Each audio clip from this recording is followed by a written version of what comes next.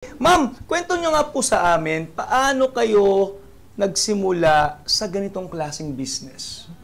Yun nga po, after pong mag-design ko sa work, so wala magawa, nagbubuting-buting din ako. Tapos Ano po yung dati yung work? Sorry po.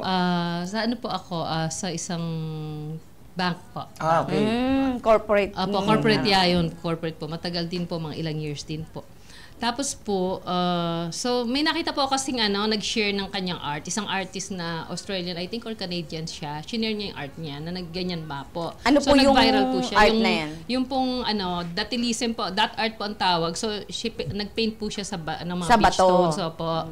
Tapos yun nga po, shinare niya. So, nag-viral po nung 2015 yun. So, na-discover ko po 2016. So, ini-start ko kasi marami pong pinturang tira yung mga anak ko. Yung mga leftover sa mga school projects. Tapos may mga bato-bato ko doon sa garden. Trinay ko. Tapos yun po, naging libangan ko. Kasi nakakalibang. Yes. Tapos may po siya, parang may healing effect. Ayun. Tapos kasi art nga po so therapeutic po siya. So inumpisa ko. Tapos nakarami po ako. Tapos share ko lang sa Facebook page, sa Facebook account ko, So, ang dami po nagkakagusto. Then, hanggang dumating na yung ate ko, binili niya. Tapos, dinisplay niya. So, sabi ko, pwedeng pagkakitaan eh. Kaya, naghanap ako ng isang bazaar. Pero gusto ko may art for ako. Gusto ko may pupuntahan yung ibang proceeds nung kikitain ko. So, noong 2017 po, may nakita nga akong isang maglo-launch din first art for a cause bazaar nila. So, mga batang may cancer ang beneficiary. Doon po, tapos yun nga, from that 2 days lang po, sold out na. Kasi ang dami ko pong nagawa, I think mga 200 plus pieces na po. Ang dami na. Oo, yun nga, sobrang dami. Kasi tagal din po, mga 7 months ko yata ginagawa, yun lang, narilibang kasi ako. Tapos yun po, nabenta, na-sold out. So, sa second po ulit na September 2017 yan. Tapos sa second po namin nung December 2017, gano'n na naman po. Saan po yung bazaar na to? Ano po yun? Sa isang lugar lang po sa Bacoor din. Ano po, organized po ng LGU? No po, ng isang doctor po na rin siya, cancer survivor. So, yun po, siyang na founder. So, kasama na po ako ngayon sa grupo. Sa grupo. Member na po ako. Ayan. Pero ma'am, yung Myrac PS 18 Arts and Crafts Manufacturing, paliwanag po natin. Yung Myrac, ito po, no? Opo, Dahil lang. Myrac, Pero yung PS 18. Yun po kasi yun yung pinanggalingan nung kasi po rock nga po siya. So kumuha po ako ng isang inspirational verse po sa Bible. Yung po Psalm 18 po yan. Psalm 18 Psalm 18. po yung the Lord is my rock and my God my rock. Yun po. Hindi ko na masyado mahaba po. Opo. At least, 'di ba? May Doon pala may kwento Yes behind po. dun sa kanyang name. Sabi po ninyo, yung sister niyo po yung unang tumangkilik Yes po, sa Pero sino na po yung mga, Sumunod na mga customer niyo? At Yun na saka, nga po. Sige po. at saka saan po kayo kumukuha nung bato?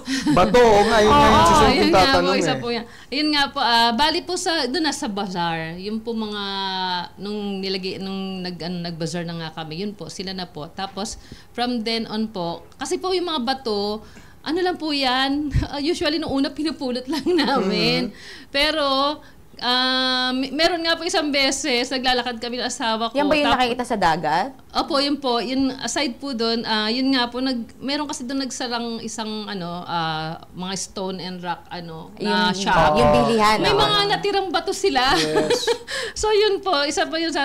Pero po, talagang ang ginagawa po namin is bumili sa mga garden shops. Kaya lang nga po ang hirap ko kasi sako-sako. Tapos yun nga po, hindi talaga magaganda yung mga shapes. Kumbaga, pipiliin mo pa po, Oo, yun po. Kaya minsan po. Pero ang ginagawa ko na lang po, kung magandang shape, ginagawa ko kung anong design bagay sa kanya. Pag medyo oblong or mga irregular, ginagawa ko pa rin po ng design na babagay sa kanya. Magkano po ba yung sabi niyo isang sako? Sako, opo. Mga nasa 300 po isang sako. Sa 300 na yon, ilan po lang yung kumbaga sa quality, 'di ba? Pinipili niyo. Ilan lang po yung mga 0 or hanggang 2 lang. Totoo po na yung bilog na bilog. ang nakukuha niyo? Opo, kaya po ang ginagawa ko na lang, makikita niyo may mga yung oblong or irregular. Yun na lang po. Ma'am, na lang po, ano yung mga pinakamalagang payo na pwede nating ibigay sa mga nais din magtagumpay sa pagnenegosyo na katulad po ninyo? Yun po, ano lang po talaga, passion, tapos yung ano po, yung dedication, tapos resilience po. Kasi hindi naman po talaga palaging palaging maganda ang takbuhan ng negosyo.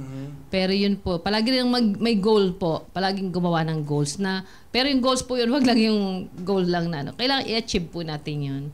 Tapos, always po yung faith po, tapos yung hope na palaging may magandang mangyayari sa negosyo natin. Yes. Tsaka yun po yung continue to discover and rediscover yourself.